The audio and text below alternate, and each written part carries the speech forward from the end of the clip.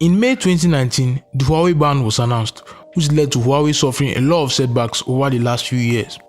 This is how Huawei went from the biggest smartphone vendor in the world to a company that is now selling companies under it to gain stocks.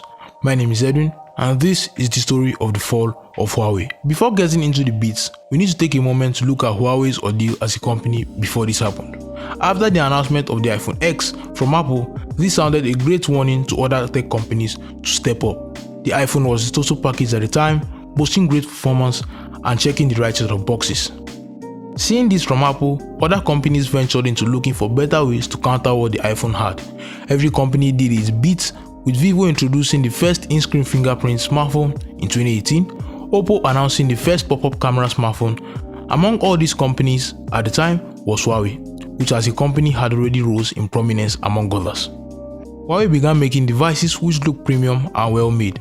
Their devices' features like the cameras were so good they even surpassed what Samsung were offering at the time. Huawei products received a lot of praise for their ease of use and comfort.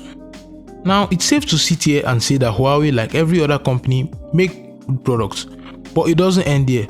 Huawei smartphone sales were skyrocketing, with Huawei even surpassing Samsung and Apple as the world's largest smartphone vendor. At the time, Huawei was really a dream company, offering smartphones ranging from budget to mid-range and then flagship.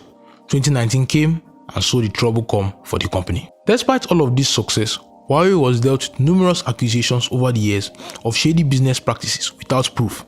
It also has been accused of using its product to spy on other nations. This was a worrisome thought considering the company's close ties to the Chinese government.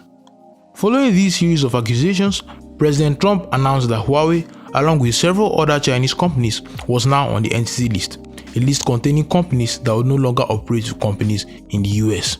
And this began. This started the Huawei ban. Huawei was really at a loss at this moment because they partnered with Google. This was damnation for Huawei.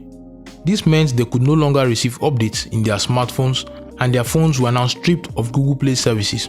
Even though lots of people use iPhones these days, there's still a lot out there that use Android devices.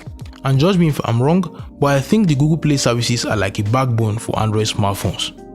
This resulted in people looking elsewhere when buying a new phone. Huawei today is not doing very well, as companies like Vivo and Xiaomi have surpassed them in market shares as of the first quarter of 2021, which is something that has never happened before. On the 2nd of June, Huawei is expected to launch the Harmony OS to replace Android on their smartphones. All said and done, we hope Huawei doesn't end up like LG, and we are hopeful they can still come back to working with Google, with Huawei CEO stating he would like a talk with President Joe Biden and see if the new administration could lift the ban. Thank you guys so much for watching, and I'll see you guys in the next one. Peace.